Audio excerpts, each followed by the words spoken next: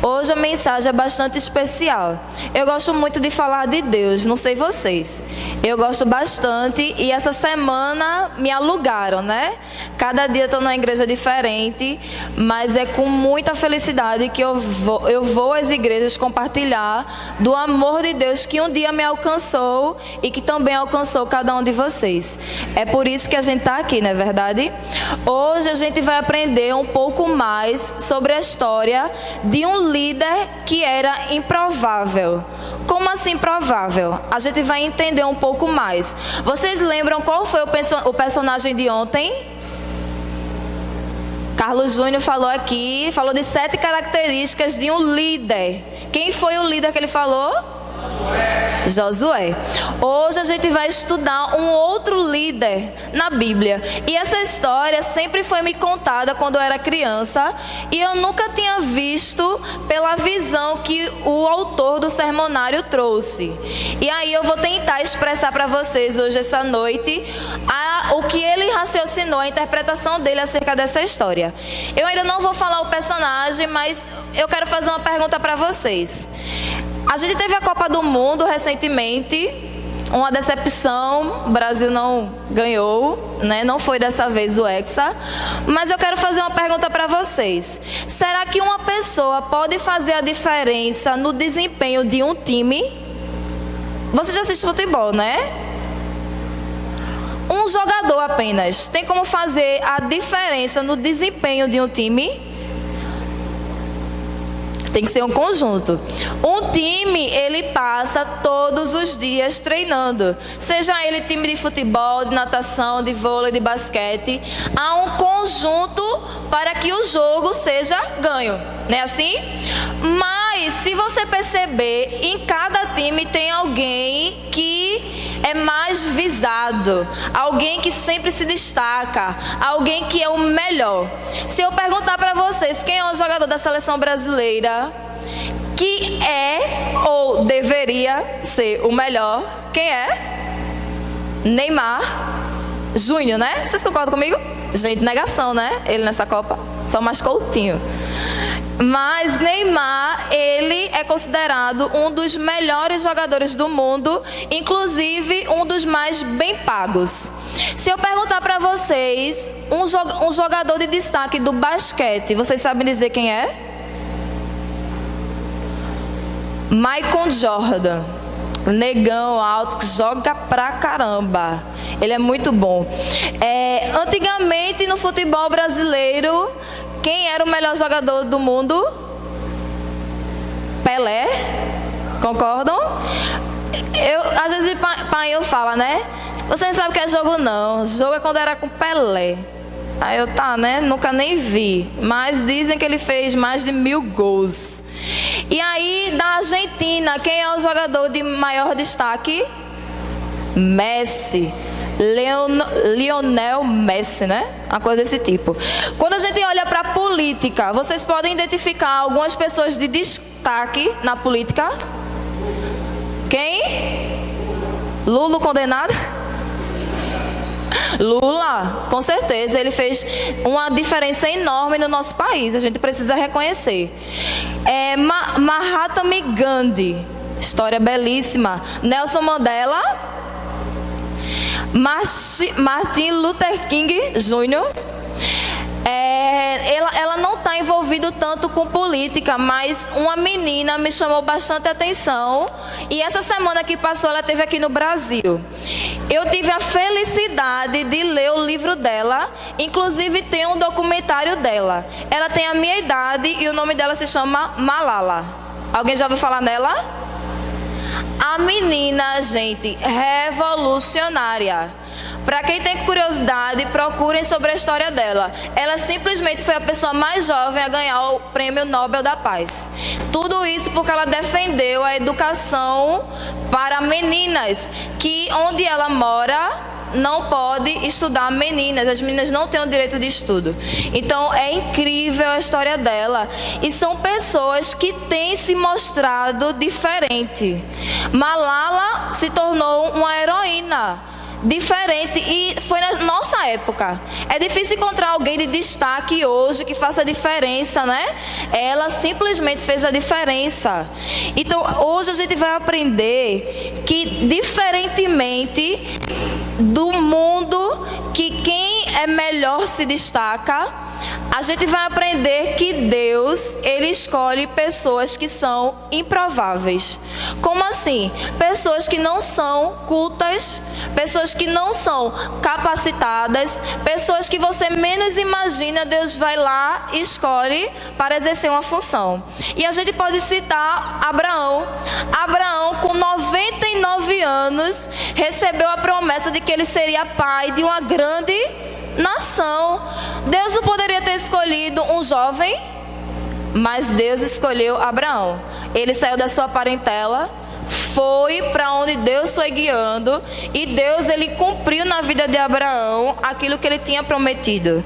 Outra pessoa que era improvável: o povo de Israel estava sendo afligido pelos filisteus, o exército estava acuado com o exército dos filisteus, existia um gigante no meio do povo filisteu, e simplesmente foi levantado um garoto que nem a armadura cabia, nem a espada ele conseguia levantar. Quem é esse? Improvável, minha gente. Existiam guerreiros muito melhores do que Davi, mas Davi foi levantado de uma forma improvável. Os apóstolos, a gente tem estudado sobre os Atos dos Apóstolos na lição da Escola Sabatina, e a gente vê que foram pessoas improváveis. A Bíblia fala que eram homens comuns e sem instrução. Quando houve o derramamento do Espírito Santo, as pessoas ficaram impressionadas porque eles estavam fazendo maravilhas, e eram pessoas improváveis, que não tinham cultura, não tinham educação, eram pessoas comuns. Então, são exemplos que a gente vê que Deus escolhe pessoas improváveis. E o último exemplo que eu vou citar hoje: Saulo. Saulo era uma pessoa improvável para pregar sobre o Evangelho. E por quê? Porque simplesmente ele era o inimigo do povo de Deus. Ele estava de frente quando Estevão, o primeiro mártir, foi morto. E simplesmente Deus fez uma transformação na vida de Saulo, que depois se tornou Paulo. Então a gente vê com todos esses exemplos que eu citei, e muitos mais outros que a Bíblia traz, de que pessoas improváveis são escolhidas para tomar a frente da causa de Deus. Hoje a gente vai estudar sobre Samuel. Vamos abrir a nossa Bíblia em 1 Samuel.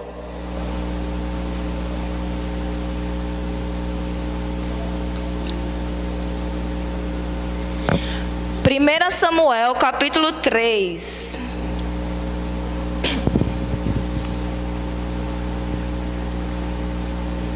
Todo mundo achou? A gente vai ler do versículo 1 ao 10, mas de forma pausadamente, porque a gente vai tentar refletir nos detalhes da história de Samuel. Ok? A gente vai começar com o versículo 1, que diz assim: na minha Bíblia, algumas Bíblias vão trazer o jovem Samuel, outras Bíblias vão trazer o menino Samuel. A minha diz assim: o jovem Samuel servia ao Senhor perante Eli. Naqueles dias, a palavra do Senhor era muito rara, as visões não eram frequentes. A gente pode ver nesse verso, pode dar uma paradinha e deixar a Bíblia aberta aí, que a gente ainda vai continuar lendo, que Samuel era uma pessoa que era jovem. A Bíblia não fala qual era a idade dele. Algumas Bíblias, como eu falei, traz ele como simplesmente um menino. O menino ou o jovem Samuel estava ali por quê? Alguém lembra quem foi a mãe de Samuel? Ana. Samuel, ele tinha um objetivo na vida. Ele foi a resposta de uma promessa de Deus para Ana, e Ana prometeu que entregaria Samuel no templo para servir ao Senhor. Então Samuel, aqui nessa história, se encontrava no templo, e ele tinha Eli como seu mentor. Aqui nessa história, onde Samuel vai ter um encontro especial com Deus. Vocês conhecem a história. Ele simplesmente era um jovem, mas um jovem numa época incomum. Por que incomum?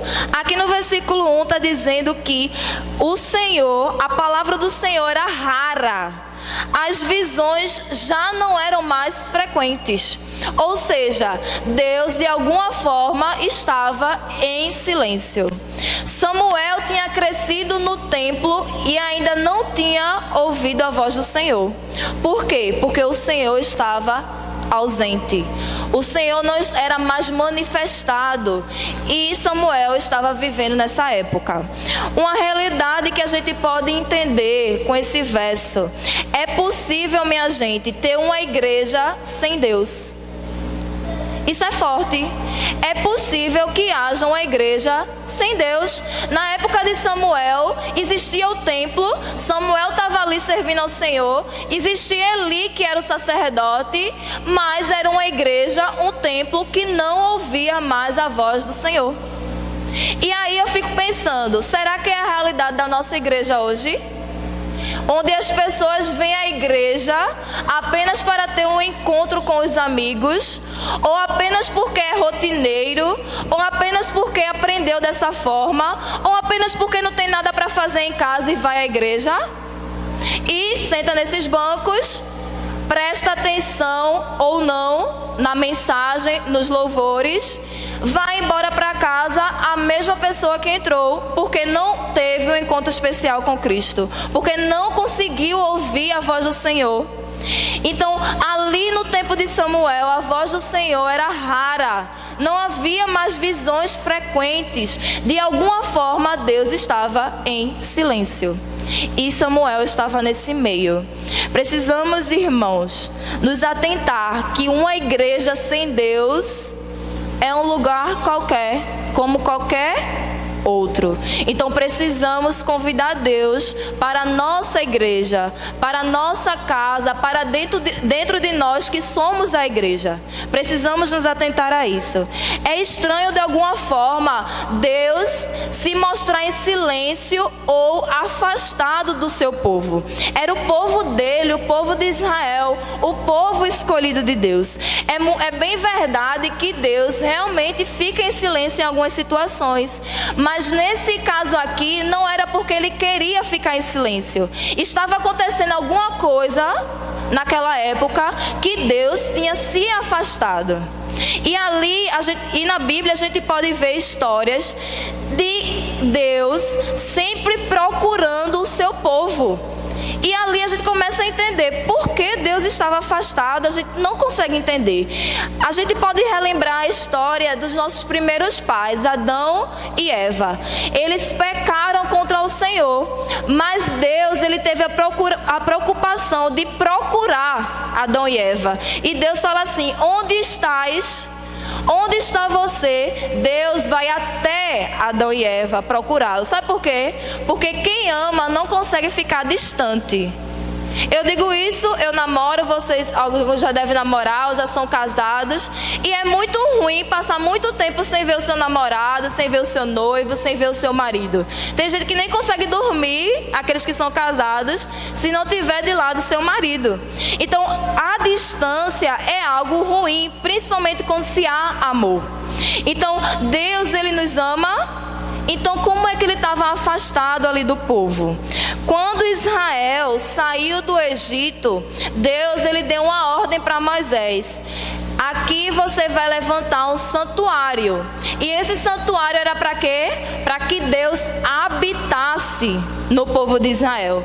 Então Deus, ele faz questão de estar próximo do seu povo.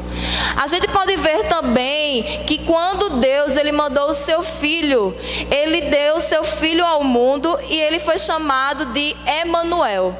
O que significa Emanuel?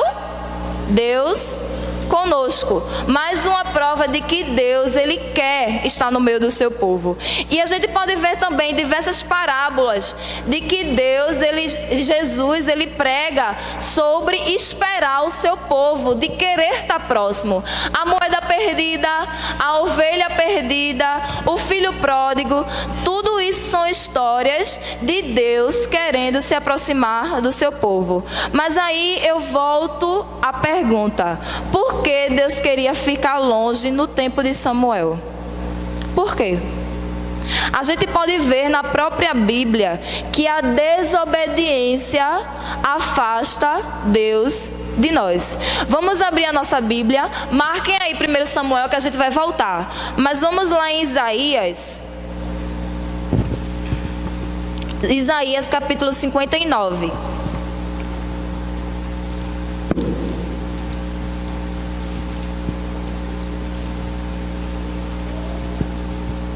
Isaías capítulo 59, versículo 1 e 2. Algum voluntário poderia ler para a gente bem alto? Capítulo 59, versículo 1 e 2.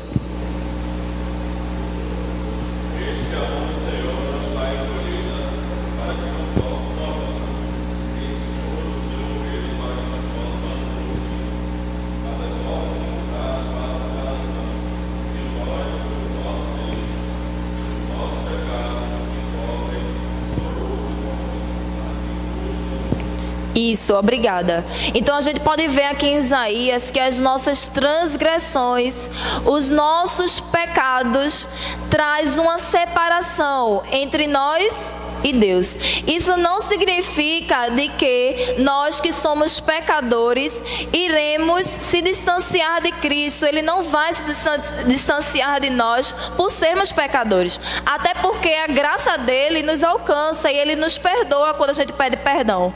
Mas ele fala aqui que o constante pecar, a repetição de pecar, algo grave, sempre vai trazer separação. E essa separação não acontece vindo dele, e sim de nós. A gente que se separa de Deus e não ele de nós. E a gente pode voltar lá para 1 Samuel, no capítulo 2, agora, versículo 12, a gente vai entender o motivo de Deus estar afastado no tempo de Samuel.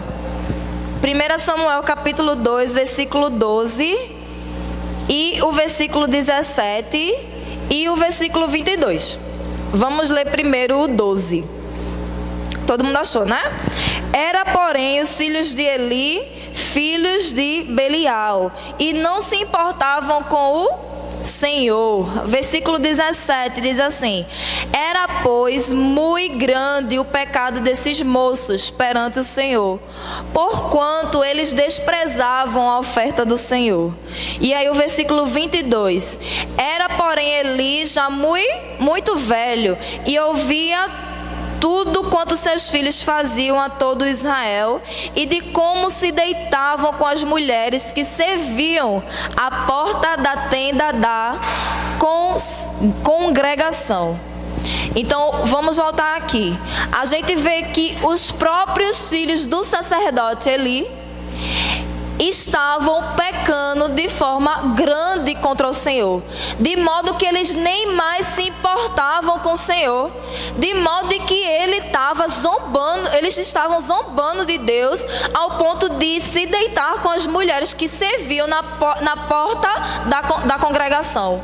Então vejam o quão grave era o pecado dos filhos que serviam também ao templo, porque eles também eram sacerdotes. E aí eu fico pensando, Eli vendo essa situação, um pai vendo a situação dos seus filhos estarem dessa forma, e a Bíblia não relata nenhum momento que Eli vai lá e dá chegue junto e reclamar. Eu vejo muitos pais sendo indisplicente com os seus filhos. Os filhos fazem o que quer e colocam os pais no bolso. E aqui os filhos de Eli estavam fazendo o que queria, e Eli simplesmente já tinha até deixado para lá. Então, o pecado daqueles dois homens, os filhos de Eli, estava contaminando o povo de Israel. Sabe por quê? Porque quando a gente faz um suco de laranja e tem uma laranja estragada, o suco presta? Não presta. Não presta. Então, os filhos de Eli estavam desobedientes a Deus. E Deus estava se afastando do seu povo. Eli, como sacerdote e representante de Deus aqui na terra, simplesmente já não estava mais fazendo nada. Então a gente começa a ver o que o menino jovem Samuel estava inserido. Eu fico imaginando, será que Samuel em algum momento teve dúvidas sobre o seu cristianismo? Se ele estava no meio onde havia pecados, onde ele estava no meio onde as pessoas erravam. Então, a gente pode também trazer para as nossas vidas de que quando há pecado dentro da igreja, isso se contamina, minha gente. Basta um jovem estar pecando e ser influenciador na igreja, que aí outro tá e o outro tá, e quando a gente vê, tá todo mundo ali pecando, errando contra o Senhor. Então, essa era a realidade que Samuel estava. Em nenhum momento a gente vê Samuel se questionando sobre o Deus que ele seguia. Nós vamos agora passar para o versículo 2, para a gente entender mais um pouco dessa história. O versículo 2 do capítulo 3 diz assim: certo dia, estando deitado no lugar costumado, o sacerdote Eli, cujos olhos já não começavam a escurecer-se, a ponto de não poder ver. A gente vê aqui que Eli estava no seu lugar de costume, ou seja, ele se acostumou com a realidade de Deus não falar mais para o seu povo. De alguma forma ele se acostumou, ele se acomodou, ele não procurou saber o porquê de Deus estar afastado do seu povo. Então ali a gente pode ver que Eli estava no seu lugar de costume. Os seus olhos já não podiam mais enxergar tão bem. A gente pode levar para a nossa visão espiritual. Muita gente se separa tanto de Deus, a gente está tão acostumado com os pecados desse mundo que a gente termina não enxergando a Deus. A gente está cego para ver Deus. Então a gente precisa, irmão, se atentar, porque a realidade de quem se afasta de Deus é a perdição. Não porque ele queira, mas porque Deus prometeu exterminar o pecado. E se há dentro de nós o pecado, nós também seremos exterminados. É uma realidade dura, mas que é verdade. Vamos passar para o versículo 3, que diz assim: e tendo-se deitado também Samuel no templo do Senhor, em que estava a arca, antes que a lâmpada de Deus se apagasse. Vamos entender. Samuel estava deitado no templo, e não era no templo, em qualquer parte do templo. Ele estava deitado no Santíssimo, porque era o lugar onde ficava a arca. Aqui a Bíblia fala que ele estava deitado onde estava a arca da aliança. Então ele estava no lugar santíssimo. E aí eu pergunto para vocês, o que Samuel estava fazendo deitado no lugar santíssimo do templo? Vocês já pararam para refletir nisso? O que ele estava fazendo lá? A gente pode interpretar da seguinte forma: ele poderia simplesmente estar esperando Deus falar com ele. Ele via que quando Eli ia para o santuário lá, o Santíssimo, Deus falava com Eli. Então ele sabia que a parte do templo, o Santíssimo, era o lugar que Deus se comunicava com os sacerdotes. Então a gente pode imaginar que Samuel simplesmente não estava satisfeito com o Deus em silêncio, com o Deus ausente, e ali ele escolhe ir se deitar no templo, no lugar santíssimo, porque de repente Deus poderia falar com ele. E a gente pode ver que também nesse versículo a gente encontra dizendo o seguinte, que a lâmpada de Deus poderia se apagar, estava quase se apagando, né? Que ele fala assim, antes que a lâmpada de Deus se apagasse. O que significa a lâmpada de Deus no templo, no santuário? A presença de Deus. A lâmpada, se você olhar lá em Levítico, diz que não poderia se apagar, porque se apagasse, significaria que Deus não estava presente. E aqui a gente encontra uma situação de que a lâmpada estava quase se apagando. Ou seja, Deus estava quase saindo de vez da presença do povo de Israel. Então, Samuel percebe isso e está ali, pronto para ouvir Deus falar. E como Deus é um Deus de misericórdia, ao ponto de falar com Samuel antes mesmo de se retirar. É uma chance que Deus está dando através da vida de Samuel de resgatar o seu povo. Vamos olhar agora para o versículo 4. Alguém poderia ler para mim?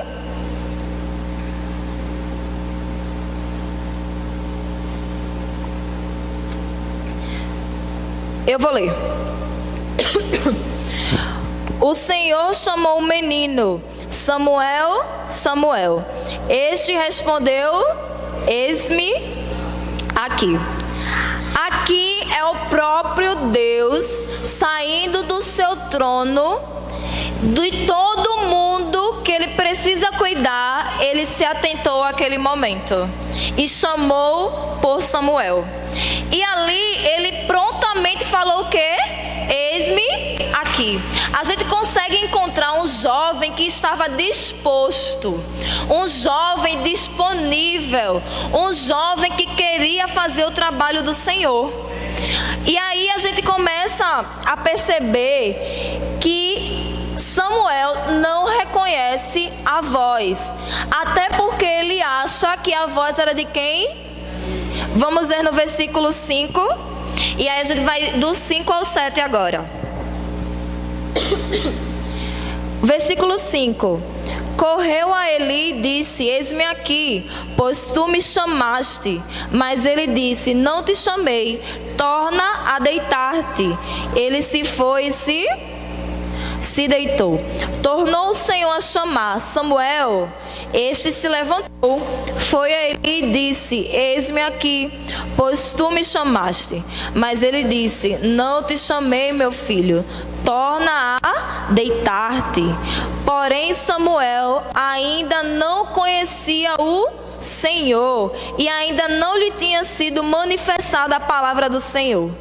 A gente pode ver aqui que Samuel, todas as vezes que escutava Samuel, ele se levantava prontamente e ia procurar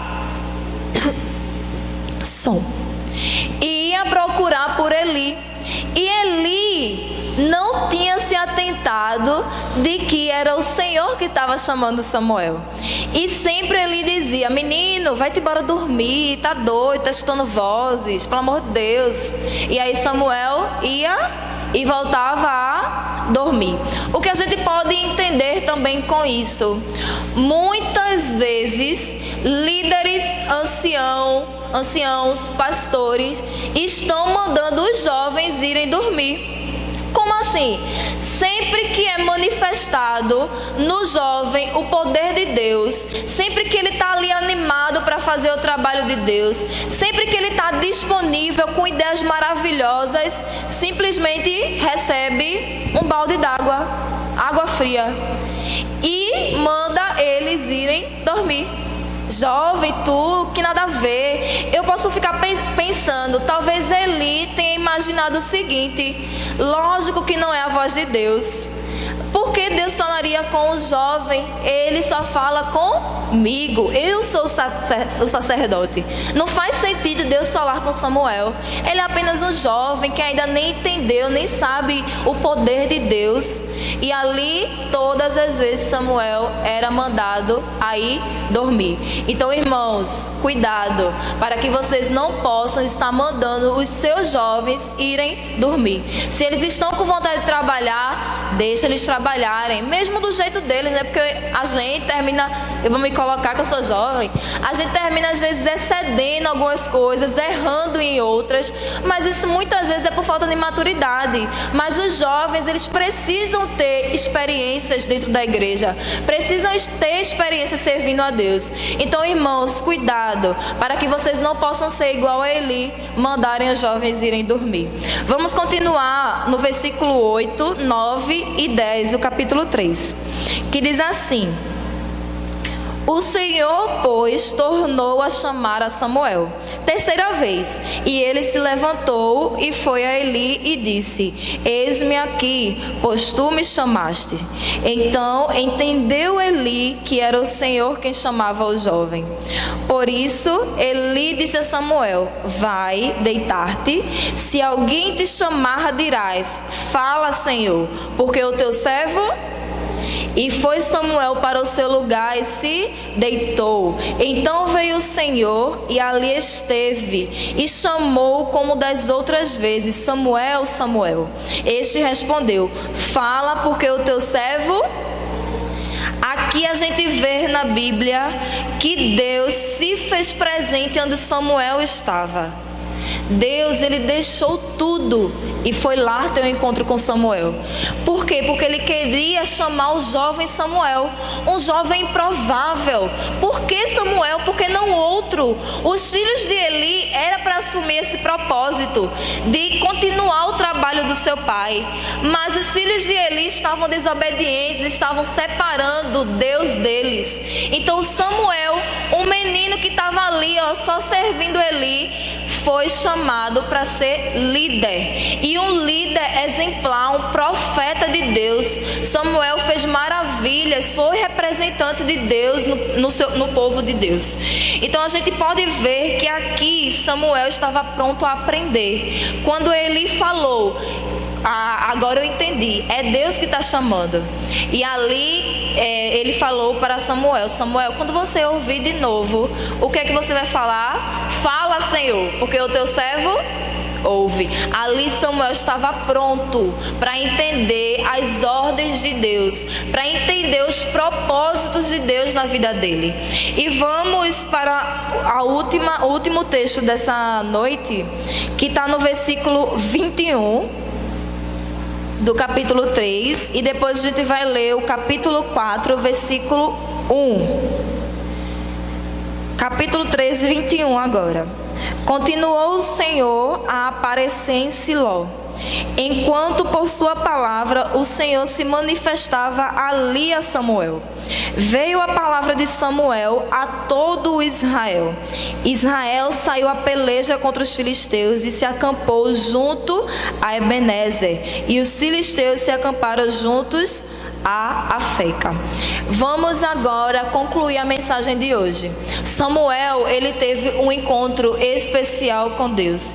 Deus ali falou para Samuel os propósitos que ele queria para a vida daquele jovem. E simplesmente Samuel aceitou. Samuel estava disposto a aceitar o objetivo de Deus para a vida dele. E quando Samuel aceitou, aconteceu maravilhas no povo de Israel. Porque aqui mostra que o Senhor apareceu em Siló. Quando a gente viu no início da história, que a gente começou a mensagem de hoje, a gente viu um Deus em silêncio, um Deus ausente, um Deus que não se manifestava, um Deus que não dava mais visões. E depois que ele teve um encontro especial com Samuel, as coisas se tornaram diferentes. Deus apareceu e restaurou o povo de Israel. Então, quando um jovem é usado e segue os propósitos de Deus aqui nessa terra, ele faz maravilhas no nome do Senhor, não é no nome dele próprio. Então, o convite de Deus hoje é que cada pessoa que esteja aqui nessa igreja possa dizer para o Senhor: eis-me aqui, eu quero te servir, eu quero ir para onde o Senhor me mandar, eu quero fazer aquilo que o Senhor quer que eu faça. E quando a gente está disponível, assim como Samuel estava, maravilhas irá acontecer. A pregação do evangelho vai ser expandida através da minha e da sua vida. Basta a gente estar disponível, assim como Samuel estava. Que Deus possa abençoar essa igreja, para que essa igreja, nessa geração, possa ver Jesus voltar. através do nosso trabalho de pregação do Evangelho, através de nós estarmos dispostos a falar desse Deus amoroso. Agora eu vou convidar os regentes para ficarmos de pé e cantarmos a música Eis-me Aqui. Fala para o Senhor que você está disponível para o trabalho. Fala para o Senhor que quando Ele chamar, você vai dizer: eis-me aqui, Senhor. Fala que o teu servo ouve. E aí você, quando se torna disponível, você prega o Evangelho e vocês fazem maravilhas no nome do Senhor. Que Deus abençoe vocês.